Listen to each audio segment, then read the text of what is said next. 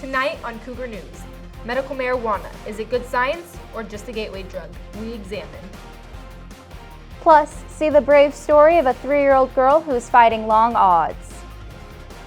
And from the Diamond, a serious tale of inspiration. Cougar News starts now.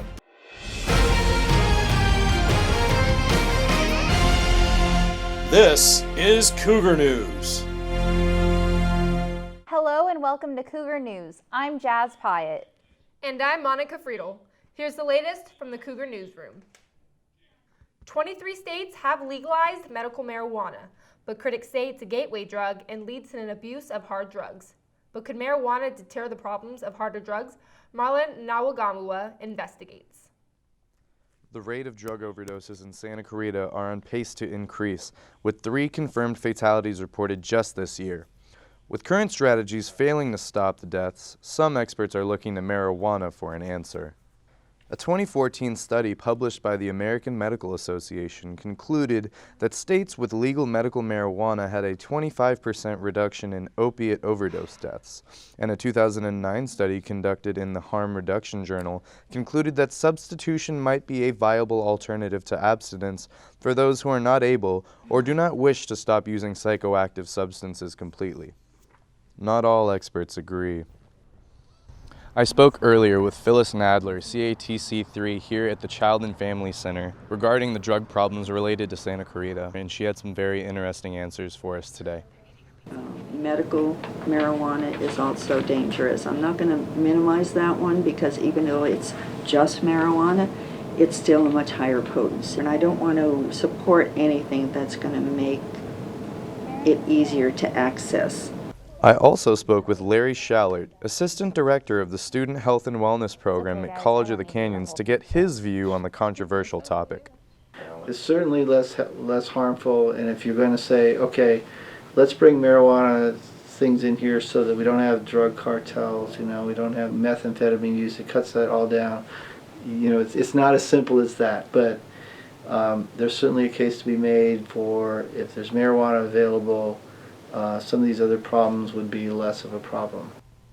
Regardless of your stance on the topic, the war on drugs continues in America, and Santa Clarita has not been spared of its casualties. For Cougar News, this is Marlon Nawagamua. While most 3-year-olds are enjoying playtime without a care in the world, one Canyon Country toddler is facing an everyday battle that is as sobering as it is relentless. I think that works good. Addy is a 3-year-old who is diagnosed with mastocytosis and primary immunodeficiency. When Addy was 15 months, doctors discovered her hemoglobin was low and she needed a blood transfusion. It took about 6 months with various doctors and specialists and everything to really start to understand why she was having such severe reactions. The next step was to actually have her on a constant epi-drip to get her stable. She had a PICC line placed, which is actually a central line that was inserted right into her bicep. It goes up and across her shoulder and into her heart. IVIG is basically gathered from blood donors every month, and they take the immunoglobulins out of them and they're given to Addison every month. So that helps her fight infection and keep her healthy. Addy's triggers include perfumes, smells, including the smell of cooking foods, weather changes, heat, cold, wind, the weather right before it rains, and about 95% of the medicine used to treat mast cell disease. Even being too happy, like if she has a really good day and she gets too excited, that will just trigger her reactions. And reactions vary from her blood pressure getting too high or too low, her heart rate goes really fast. She gets hives, full body hives, rashes, flushing, airway involvement where her airway will close, GI involvement where she will just vomit profusely, diarrhea, body pain. She has bone pain as well.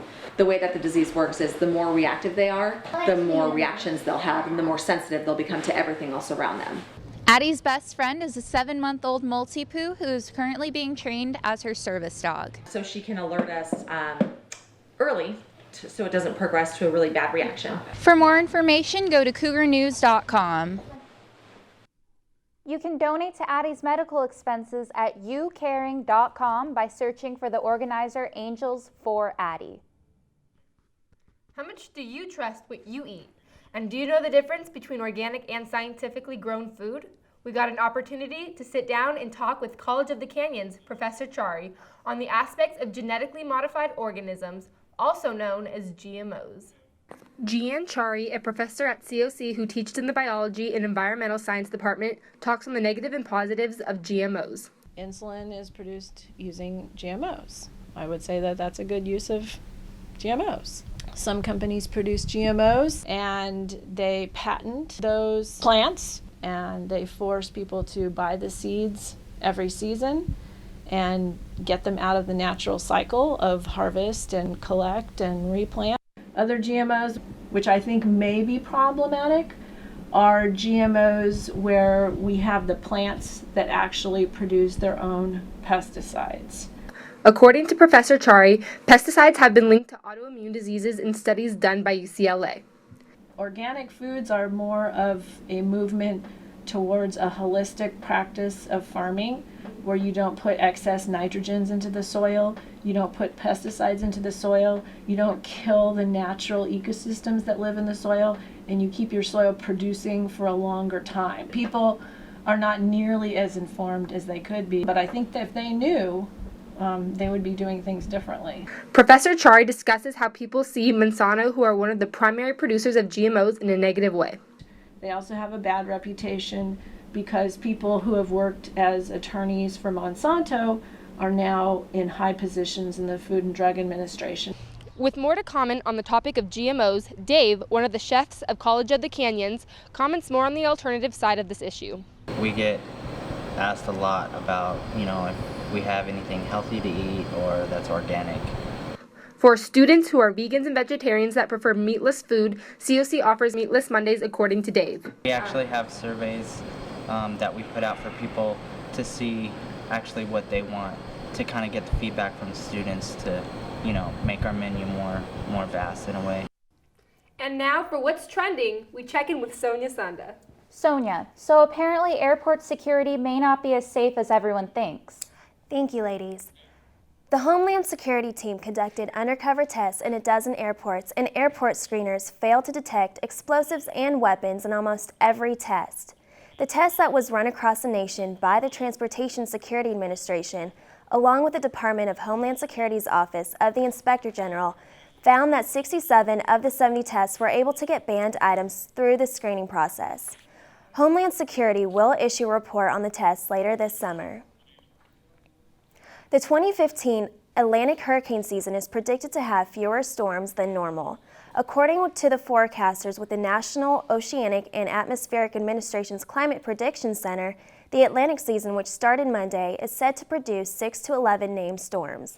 3 to 6 of these storms could become hurricanes. The El Niño, which involves a warming of water in the equatorial Pacific and increases strong wind shear in the Atlantic, will reduce the intensity of tropical storms and hurricanes. The Atlantic season that runs through November 30th may have fewer storms, but it doesn't mean that it's less deadly. A man's body was found Sunday around 9:30 a.m. in an illegally parked vehicle in Canyon Country. He is identified as Mendocino resident 28-year-old Jose David Flores. A deputy from Santa Clarita Sheriff's Station was patrolling the area and found a blue Honda Accord parked illegally on the shoulder near Golden Valley Road and Robert C. Lee Parkway. His body was found in the trunk. This is the 7th suspicious death investigation in the Santa Clarita Valley since January. Homicide detectives are still determining how he died and encourage anyone with the information about the incident to contact the Sheriff's Department Homicide Bureau. And that's what's trending. I'm Sonia Sanda. For more stories in and around the Santa Clarita Valley, you can check us out at cougarnews.com. Back to you, Jazz. Thanks, Sonia. Bullying has a lot of negative effects on young children today, and as our Sonia Sanda recently discovered, one person's journey was particularly difficult. Bullying is one of the leading causes that affect young children with long-term mental health effects. Franco Salcedo, resident of Santa Clarita, didn't allow bullying to affect him. Rather, he brings about goodness in other people. As soon as I moved, I definitely stood out. I didn't get along with people, especially since in where I came from, it was more of like a predominant Hispanic community, and in Castaic it was more white people, and from there off the bat, I just didn't blend. So Franco has been bullied from elementary school to freshman year of high school, and with no support, his mindset as a child was affected greatly. Oh my God. Well, they would call me a girl because my voice was kind of high pitched, and I played like jump rope with the girls. So a lot of tormenting was like people calling me gay, even though at the time I would deny it. Like you would think the teachers would defend me or in some way talk with the kids about, hey, we shouldn't do that. But no, even the principal and the staff was actually kind of, backing the kids up when it came to all the ridicule and taunting that the kids did to me. With no interference of adults stepping in, Franco stayed strong throughout the years. For me specifically, it did interfere with like my self-esteem, how I interact with other people, how I interact with my family, how I treated others. Definitely, I became reclusive. Bullying is unwanted, aggressive behavior among school-age children that involves a real or perceived power imbalance. Brooks Gibbs gives a quick view on our generation and why bullying affects us. Hatred has become a form of entertainment. In fact, in the media, they have a phrase that says, if it bleeds, it leads. From this experience, Franco gives advice on dealing with children who are being bullied. My advice for parents would be is to give your children unconditional love. If you know someone who has been affected by bullying, check out bullying.org. I'm Sonia Senda. For the latest, check out cougarnews.com. Recently at College of the Canyons, a club hosted an event called Harvey Milk and Cookies Day. If you don't recall of who Harvey Milk is, he was the first gay citizen to run for the public office in California, and he was assassinated in 1979. Here's more with the story with Erica Gonzalez. And this is Andrew and Lexi, two college students that are doing an event called Gay Straight Alliance at College of the Canyon. This is an event for the COC GSA, the Gay Straight Alliance. This is our president, Andy. And so basically the event Harvey Milk and Cookies Days is a fundraiser for the club, but also to raise awareness of Harvey Milk, who was the first openly gay public representative who was then assassinated, I think, 9 months after his serving office. And he's considered the most famous and the most significant openly gay representative of the United States, not just California. Yeah. So we're raising awareness for that, and we're also raising money for our club so that we can do activist events to raise awareness for the entire LGBT community. So we're here with our colorful pride flags and cookies and milk for Harvey Milk and Cookies Day. So far, we've been doing pretty well. I think we've broken even so far. We're hoping to make some more profits so we can have some more events and whatnot. But I'd say overall, we've been pretty successful today. So every year, though it's my first year as presidency, for GSA, we've only been here for this will now be our third year. But so this year, we decided to do Harvey Milk and Cookies Day. The year previous to that, though, we participated in a Harvey Milk barbecue for the community. So annually, for as long as we've been here, we participate in something for Harvey Milk, but it changes per year. For more information on special events taking place at College of the Canyon, you can look it up at collegeofthecanyons.com, or you can even look it up on cougarnews.com. I am Erica with your Cougar News update. Coming up next on Cougar News, College of the Crayons, find out why COC has put that ugly stigma in the past. And when it comes to accomplishing a major goal, age is but a number. The amazing story of a 99-year-old college graduate, next. Hey, this is T-Boz of TLC. This is Batman. I'm Michael C. Morona. And I'm Danny Tamborelli. Hi, this is Ming Chen. This is Mike Zapsik. Hi, it's Louis Anderson. I'm Weird Al. I'm Florence Henderson. You're watching. And you're watching. And you're watching. And you're watching. And you're watching. And you lucky people are watching. Cougar News. Cougar News. Cougar News. Cougar News. Cougar News. You're watching Cougar News. And I'm a cougar. Stay tuned. Habitat for Heroes. Really, it's a story about people. Letting people see that they're not alone, they're not isolated. We're here to help. And we need to work on behalf of our veterans. Then we can really change that veteran's ability to reintegrate into the community. Habitat for Heroes is not just rebuilding homes, but it's rebuilding lives. And that's the message we want to get across. Get involved. Visit habitatscv.org and find out how you can help. Sit. What? This? Watch.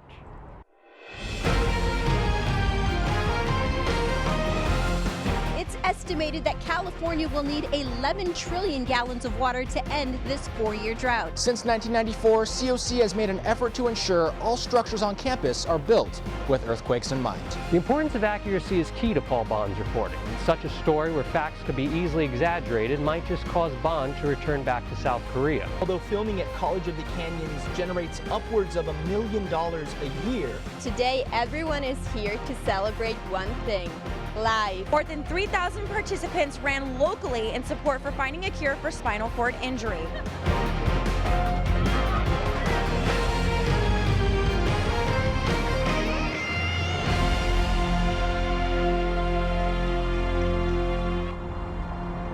What are you doing? Go watch the news or something. Awesome town, I swear.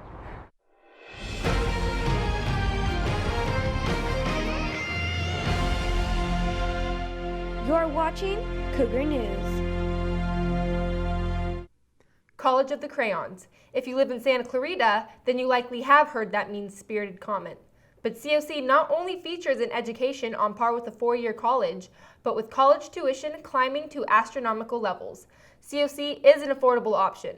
And as Julia Ferretta tells us, students here on campus agree. It all started in 1967 when Santa Clarita residents wanted their very own college. College of the Canyons was built with such optimism from those who would attend. So what changed that in the last 48 years to make students think the exact opposite? So back when I was in high school, I used to think that COC was just a default and somewhere you can go when you didn't have enough money for college or you didn't get accepted into any colleges.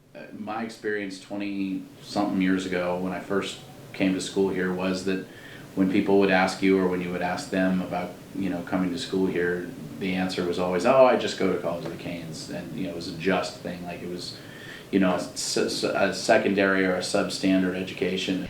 COC has a variety of opportunities for students to explore with stellar curriculum and staff to go with it.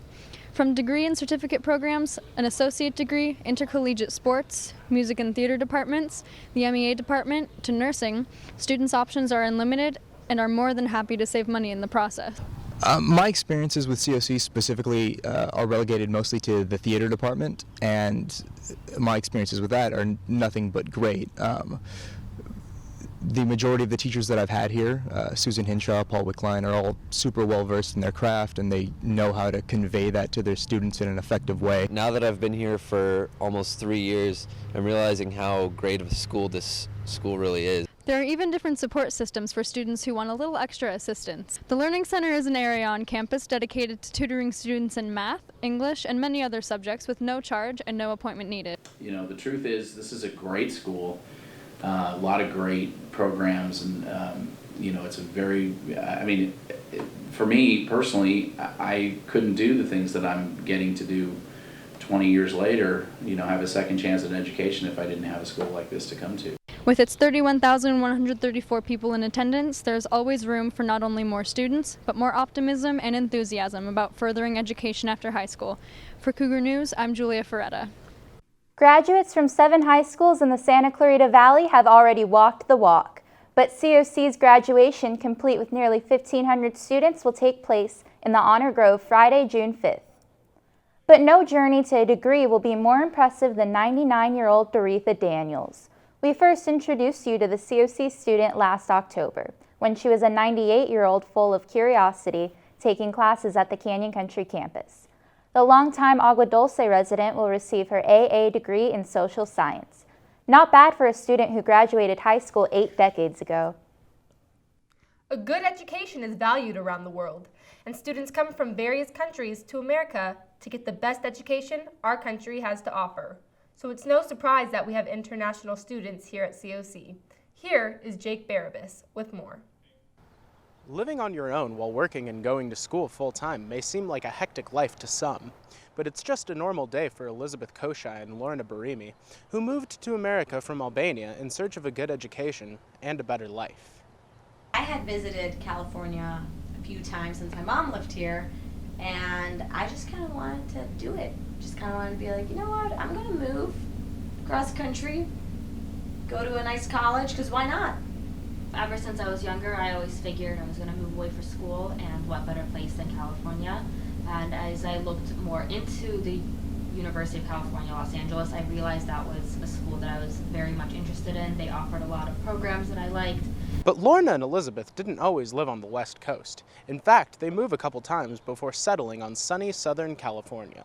I moved to Lakewood, Ohio, which is suburb right outside of Cleveland, like 10 minutes away, not even. And while Elizabeth and Lorna have many other hobbies that they enjoy doing on a day-to-day basis, the main motivation is always their education. We are on the path to becoming the first people in our family to graduate from university in America, so that's Indeed. a big step. We work at Topper's Pizza Place Here in Valencia. The buffalo chicken's really good. The angst of being young and having a full schedule can really take its toll on a person. But Elizabeth and Lorna try to keep a positive outlook on every situation, even going out of their way to help others whenever needed, and spending all of their free time visiting with friends and family. For this week's Cougar News Spotlight, I'm Jake Barabas. What does music mean to you? Here's Cougar News reporter Sean Nichols with a look at music's impact on COC's music students. Stay on your voice. Stay on your voice. The power of music. Over the years, it has meant so much to millions around the world. Time and time again, music just rises to the top because I think it's the most universal form of communication. Like, I've never met anyone in my life who doesn't listen to some sort of music. So I think music as a vehicle to touch every other human being is invaluable, and I want to make use of that for my entire life. For some students, music's importance is critical. I mean, music is my passion. It's extremely important to me. I would even go so far as to say that it saved my life, and it's definitely changed my life. And particularly with Lori Marie Rios, our conductor, she connects with us like as people. So considering music's importance to the students, why is it that when cuts need to be made, these programs seem to go first? You know, if we go all the way back to the 1970s with Howard Gardner and his studies of the 7 multiple intelligences, musical is in there just as spatial or interpersonal, intrapersonal, mathematical, and music is one of those intelligences. So if we take away that, it would be robbing a student if you took away the music department to become a whole completely invested in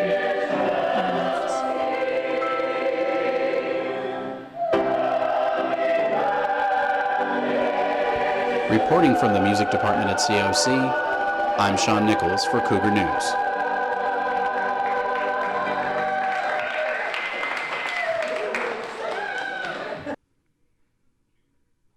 Are churches today relevant to you and your family?